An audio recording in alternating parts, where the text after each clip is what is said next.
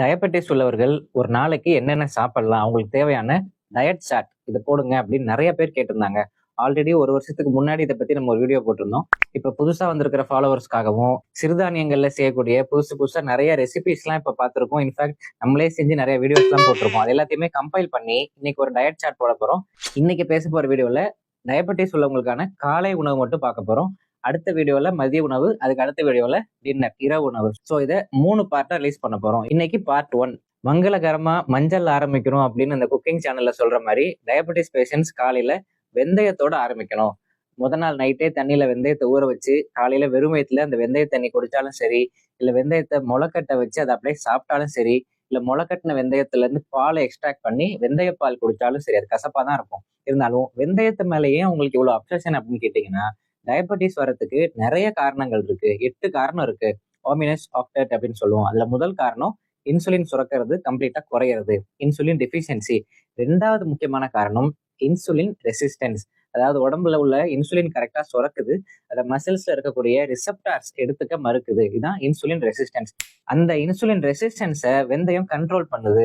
Insulin ரெசிஸ்டன்ஸ்க்கு ஒரு சிறந்த மருந்தா இருக்கு வெந்தயம், ஃபெனுக்ரீக் அப்படின்னு அவ்வளோ ரிசர்ச் பேப்பர்ஸ் பப்ளிஷ் பண்ணியிருக்காங்க. இது எல்லாமே சயின்டிபிக்கலி ப்ரூவன் ஒன், அதாவது அறிவியல் பூர்வமா நிரூபிக்கப்பட்ட ஒண்ணு. அதனால வெந்தயத்தை இந்த டயபெட்டிஸ் பேஷண்ட் டெய்லி ஃபாலோ பண்ணலாம்.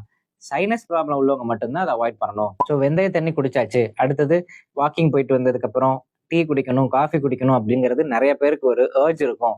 டீ குடிச்சாதான் எனக்கு டாய்லெட்டே வருது அப்படின்னு நிறைய பேர் சொல்லுவாங்க. அந்த மாதிரி உள்ளவங்க மேக்சிமம் ஒயிட் சுகர் அவாய்ட் பண்ணலாம். இப்போ வெல்லம் சேர்த்துக்கலாமா, நாட்டு சர்க்கரை சேர்த்துக்கலாமான்னு கேட்பாங்க. ஜீனியை விட வெல்லம், நாட்டு சர்க்கரை, பனங்கற்பட்டி இது எல்லாமே கொஞ்சம் கொஞ்சம் கிளைசிமிக் இண்டெக்ஸ் கம்மி தான். முடிஞ்ச அளவுக்கு இனிப்பு எதுவுமே சேர்க்காம குடிக்கிறது நல்லது. இனிப்பு சேர்த்தே ஆகணும் அப்படின்னு ஒரு கிரேவிங் இருந்துச்சுன்னா கொஞ்சமா பனங்கருப்பட்டி வேணா சேர்த்துக்கலாம். ஜீனியோட கம்பேர் பண்ணும்போது இது கொஞ்சம் பெட்டர். அடுத்தது காலை உணவை மிஸ் பண்ணவே கூடாது. அதுவும் டயபெட்டிஸ் இருக்கிறவங்க காலை 8 மணி 9 மணிக்குள்ள பிரேக்ஃபாஸ்ட்டை கம்ப்ளீட் பண்ணிடணும். என்னென்னு பார்ப்போம்.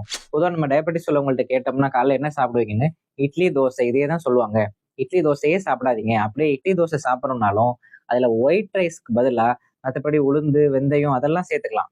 ஒயிட் ரைஸ்க்கு பதிலா மாப்பிள சம்பா அரிசி இல்லைன்னா கருப்பு கவுனி அரிசி ஊற வச்சு அதுல இட்லி தோசை சுட்டு சாப்பிடலாம். அப்படி செய்யும்போது இட்லி பிரவுன் கலர்லயும் பிளாக் கலர்லயும் இருக்கும். இது சம்பந்தமா நான் ஒரு வீடியோ போட்டிருந்தேன், கருப்பு கவுனி அரிசியில செஞ்ச இட்லி தோசை சாப்பிடுற மாதிரி. ஸோ அது நல்லா தான் இருக்கும், டேஸ்ட் வைஸ் நல்லா தான் இருக்கும். என்ன கொஞ்சம் மெனக்கிடணும். ஒயிட் ரைஸ்ல செய்யற இட்லி தோசையை விட இந்த மாப்பிள சம்பா அரிசியிலையும் கருப்பு கவுனி அரிசிலையும் செய்யற இட்லி தோசை நல்ல ஒரு ஆப்ஷன் டயபெட்டிஸ்க்கு. சரி, இட்லி தோசை எவ்வளவு நாள் சாப்பிடுறது? பொங்கல் சாப்பிடலாம் அப்படின்னு ஆசைப்பட்டோம்னா பாசிட்டிவ் மில்லட்ஸ் அப்படின்னு ஒரு வகையான சிறுதானியம் இருக்கு. அரிசி மாதிரியே இருக்கக்கூடிய சிறுதானியங்கள் அது என்னன்னு பார்த்தோம்னா திணை, சாமை, குதிரவாளி, வரகு. திணை அப்படிங்கிறது ஃபாக்ஸ்டைல் மில்லட், சாமை அப்படிங்கிறது லிட்டில் மில்லட், வரகு அப்படிங்கிறது கோடோ மில்லட், குதிரவாளி அப்படிங்கிறது பான்யார்ட் மில்லட். இது எல்லாமே பாசிட்டிவ் மில்லட்ஸ் அப்படின்னு சொல்லுவோம். இது எல்லாமே கிட்டத்தட்ட அரிசி மாதிரி தான். அதனாலதான் திணை அரிசி, சாம அரிசி, குதிரவாளி அரிசின்னு சொல்லுவாங்க. இதுல பொங்கல் செஞ்சு சாப்பிடலாம். சாம பொங்கல், திணை பொங்கல், குதிரவாளி பொங்கல், வரகரிசி பொங்கல் இதெல்லாம் பெட்டர் ஆப்ஷன்ஸ். இப்ப சம்மர் சீசன் வேற முடிய போகுது. இந்த சம்மர் சீசன்ல நிறைய பேர் டயபெட்டிஸ் உள்ளவங்க பழைய சாதம் சாப்பிட்டாங்க, சாப்பிட்டும் பெருசா சுகர் ஏறலை அப்படின்னு சொல்லியிருந்தாங்க. சுடு சாதம் சாப்பிட்றதுக்கும் பழைய சாதம் சாப்பிட்றதுக்கும் என்ன வித்தியாசம் அப்படின்னு பார்த்தோம்னா, ஒரு 10 மணி நேரம் 12 மணி நேரம் சாதம் ஊறும் போது அது ஃபெர்மெண்டட் ரைஸ் ஆயிடுது. அதோட ஸ்டார்ச் கண்டென்ட் அதிகமா இருக்கும். ஸ்டார்ச் கண்டென்ட் அதிகமா இருக்கும்போது கிளைசிமிக் இண்டெக்ஸ் கம்மி. இப்ப சாப்பிட்ட உடனே சுகர் கிளைசிமிக் இண்டெக்ஸ் இப்படி ஏறுது அப்படின்னா, பழைய சாதம் சாப்பிடும்போது அந்த கர்வ் இப்படி இல்லாம இப்படி பிளாட்டா இருக்கு. சுடுசாதம் சாப்பிட்டதுக்கு அப்புறம் ஏறக்கூடிய அந்த ஸ்பைக் இந்த பழைய சாதத்துல இல்ல. பழைய சாதம் வித் தயிர் ஒரு நல்ல ஆப்ஷன் இந்த சம்மர்ல. ஆனா அது எல்லாருக்குமே ஒத்துக்குமா அப்படின்னு கேட்டா இல்ல. இப்ப டயபெட்டிஸே ஒவ்வொருத்தருக்கும் ஒவ்வொரு மாதிரி பிரசன்ட் ஆகுது. ஒரு சிலருக்கு சுகர் பார்த்தோம்னா 200 220 தான் இருக்கும். ஆனா டயபெட்டிஸ்குள்ளான அனைத்து சிம்டம்ஸும் சொல்லுவாங்க. வாய் காஞ்சி போகுது, தண்ணி தாகம் எடுக்குது, கால் எரியுது, நைட் ஃபுல்லா யூரின் போதும்பாங்க. ஒரு சிலருக்கு பாத்தீங்கன்னா 350 400 இருக்கும். சுகருக்கான சிம்டம்ஸ் எதுவுமே இருக்காது. டயபெட்டிஸ்க்கான எந்த அறிகுறியுமே இல்லாம இருப்பாங்க. அதே மாதிரிதான் அந்த பழைய சாதம். ஒரு சிலருக்கு நல்லா சுகர் ஏறாம இருக்கு, ஒரு சிலருக்கு ஏறுது. ஸோ உங்களுக்கு ஒர்க் அவுட் ஆச்சுன்னா ஃபாலோ பண்ணுங்க, இல்லைன்னா விட்டுருங்க. அடுத்த முக்கியமான 2 விஷயம், இரும்பு சத்து அதிகமா இருக்கக்கூடிய கம்பு, கால்சியம் அதிகமா இருக்கக்கூடிய கேழ்வரகு. இது ரெண்டையுமே கூழ் வச்சு குடிக்க கூடாது. அதுவும் நான் நிறைய பேர் பார்த்திருக்கேன். கேழ்வரகு கூழ் குடிச்ச உடனே சுகர் லெவல்ஸ் ஏறிடுது. எப்பவும் 200 250 இருக்கிறவங்களுக்கு கேழ்வரகு குடிச்சிட்டு சுகர் டெஸ்ட் பண்ணா 300 வரைக்கும் ஏறுது. கேழ்வரகு கூலா குடிக்கும் போது அதோட கிளைசிமிக் இண்டெக்ஸ் அதிகமா இருக்கு. அதே தோசை மாவோட கலந்து தோசை ஊத்தி சாப்பிடலாம். இல்லைன்னா கம்பு களி, கேழ்வரகு களி. களினா அப்படியே உருண்டையா நல்லா அது செய்யறதுக்கு ஒரு ப்ரொசீஜர் இருக்கு. அந்த வீடியோ வேணா இதோட அட்டாச் பண்றேன், நீங்க பாருங்க.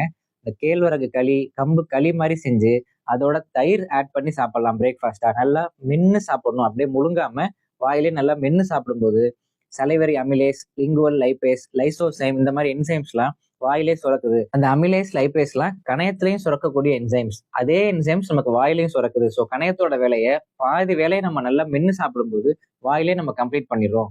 ஸோ கம்பு, கேழ்வரகு இதெல்லாம் களி மாதிரி செஞ்சு வாயிலே நல்லா மென்னு சாப்பிடலாம். அடுத்து லாஸ்டா சொல்ல போறது ஓட்ஸ். ஓட்ஸ் நம்ம ஊர் ஐட்டம் கிடையாது, வெளிநாட்டு ஐட்டம் அப்படின்னு நிறைய பேர் அதை ஒதுக்குறாங்க. அப்படி ஒதுக்கணும்னு அவசியம் கிடையாது. இப்போ நான் சொன்ன சிறுதானியங்கள் எல்லாமே நல்லதுதான். அதே மாதிரி வாரத்துல 1 நாள் 2 நாள் ஓட்ஸும் சேர்த்துக்கலாம். ஓட்ஸ் கஞ்சியா குடிக்காம ஓட்ஸ் உப்புமா செஞ்சு சாப்பிட்றது நல்லது. அதுல காய்கறிகள் எல்லாம் போட்டு உப்புமா மாதிரி செஞ்சு சாப்பிடலாம். டயபெட்டிஸ் பேஷண்ட்ஸ்க்கு வெறும் அரிசி மாவுல செஞ்ச இட்லி தோசை மட்டும் இல்லாம இவ்வளோ வகையான வெரைட்டிஸ் இருக்கு, இவ்வளோ மெனு இருக்கு. ஒரு நாள் ஒண்ணு செஞ்சு சாப்பிட்டீங்கன்னா போர் அடிக்காம இருக்கும். ஸோ இப்போ நான் சொன்ன எல்லாத்தையுமே ஷார்ட் அண்ட் ஸ்வீட்டா ஒரு நட்ஷெல்ல சொல்லிடுறேன். மாப்பிள்ளை சம்பா அரிசி, கருப்பு கவுனி அரிசியில செஞ்ச இட்லி தோசை, பாசிட்டிவ் மில்லட்ஸான சாமை, தெனை, குதிரவாளி, வரகு இதுல செஞ்ச பொங்கல், ஓட்ஸ் உப்மா, கம்பு களி, கேழ்வரகு களி, இது எல்லாமே டயபெட்டிஸ் பேஷண்ட் யூஸ் பண்ணக்கூடிய பிரேக்ஃபாஸ்ட் ஆப்ஷன்ஸ். இதோட இந்த வீடியோவை கன்க்ளூட் பண்ணிடலாம். அடுத்த வீடியோவில் டயபெட்டிஸ் பேஷண்ட்ஸ்க்கான மதிய உணவுக்கு என்னென்ன சாப்பிடலாம் அப்படின்னு டிஃப்ரெண்ட் ஆப்ஷன் சொல்றேன்.